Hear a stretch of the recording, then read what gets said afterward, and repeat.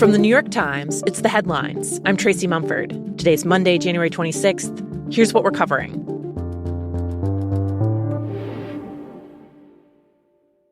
The second fatal shooting by federal agents in Minneapolis has kicked off what's become a new pattern from the Trump administration of officials immediately going on the offensive, demonizing the victim, and often distorting the facts of what happened. On Saturday morning, Alex Preddy, a Minneapolis resident who worked as an ICU nurse at the VA, had gathered with a small group of protesters near where federal agents were operating. These kinds of scenes have become common in Minneapolis and across the country. Demonstrators opposed to the administration's aggressive immigration enforcement come to blow whistles or record on their phones. Videos show Preddy stepped between a woman and an agent who was pepper spraying her. He was then pepper sprayed, and a group of agents piled onto him.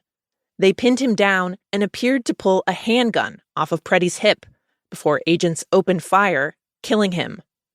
Videos show Preddy, who had a permit to carry a firearm, never drew his weapon. This looks like a situation where an individual arrived at this scene to inflict maximum damage on individuals and to kill law enforcement. Secretary of Homeland Security Kristi Noem immediately claimed Preddy assaulted the officers. You do not get to attack law enforcement officials in this country without any repercussions. That was echoed by the head of the FBI, Kash Patel. The suspect put himself in that situation. The victims are the Border Patrol agents there. And by a senior Border Patrol official, Gregory Bovino.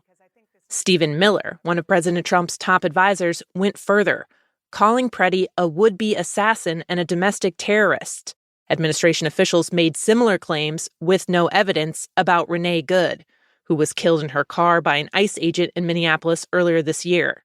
I'm rejecting the rush to judgment within 15 minutes of this, which they did last time.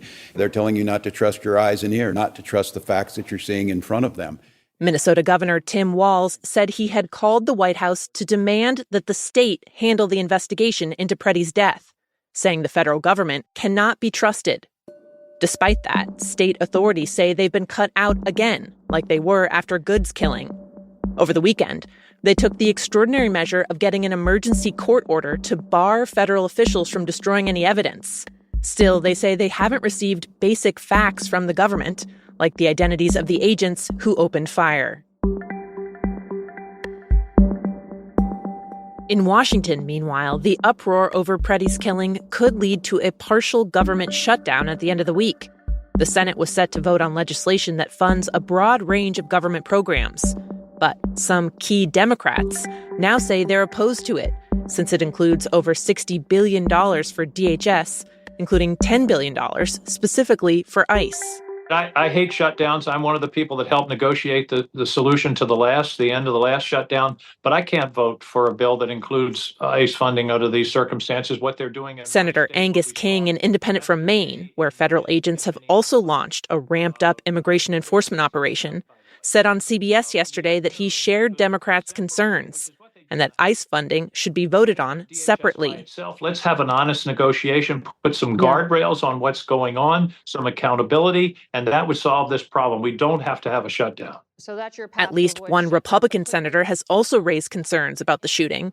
Bill Cassidy of Louisiana said it was incredibly disturbing and called for a joint federal-state investigation, saying, quote, "The credibility of ICE and DHS are at stake."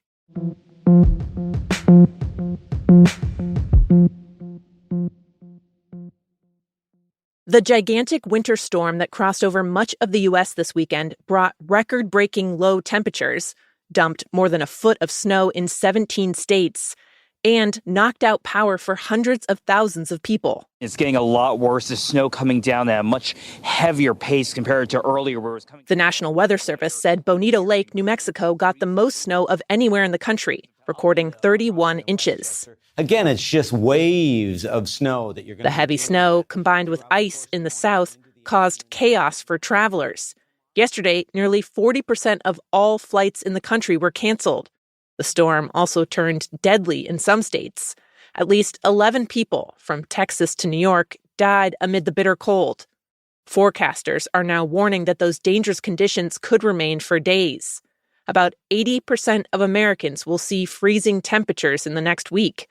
and many cities have been rushing to open warming centers for those affected by the cold.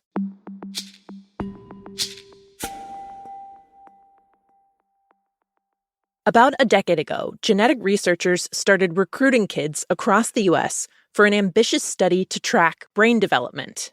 They did MRIs, clinical tests, and took DNA samples, telling parents that it could help lead to breakthrough discoveries.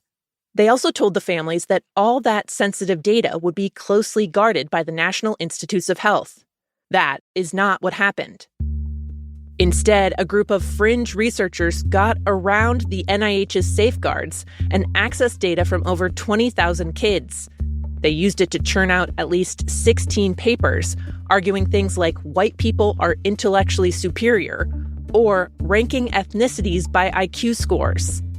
Those conclusions, which mainstream scientists have rejected as biased and unscientific, have become fodder for racist posts that have gone viral on social media.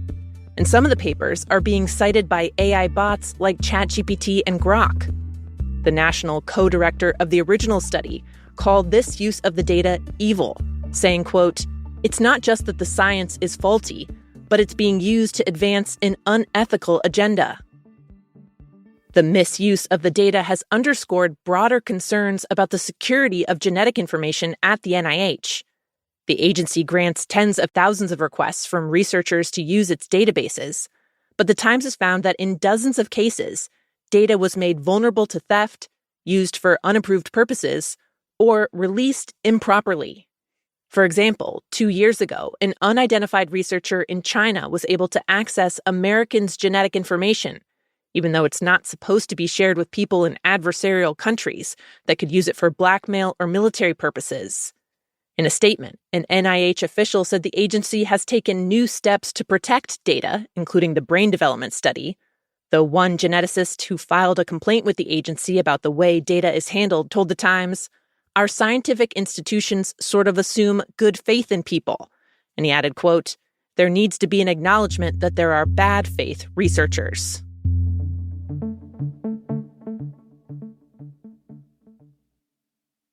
And finally, Dry January day 25, 4 weekends in a row. This is the month, every year, when millions of Americans rethink their relationship with alcohol, either going sober, going kinda sober. Now, many people are going Cali sober. Well, Cali sober, if you don't know what it is typically using marijuana in your sobriety, so you're not drinking, you're not using... Liquor sales during the month of January are bleak, and they've been consistently losing ground to THC-infused drinks, like mocktails, seltzers, and teas.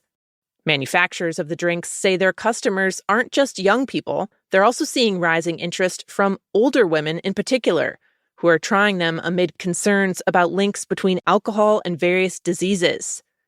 Despite that growing market, though, the whole industry could be at risk of disappearing. A federal law kicks in this November that puts strict new limits on the amount of THC that can be in products like those drinks. While some of the beverages currently have 5 to 10 milligrams, the new limit will be 0.4 milligrams. The CEO of an industry group told The Times that could be devastating for business. Quote, "It's like saying you can still buy pens, but they won't have any ink in them." Those are the headlines. I'm Tracy Mumford. We'll be back tomorrow.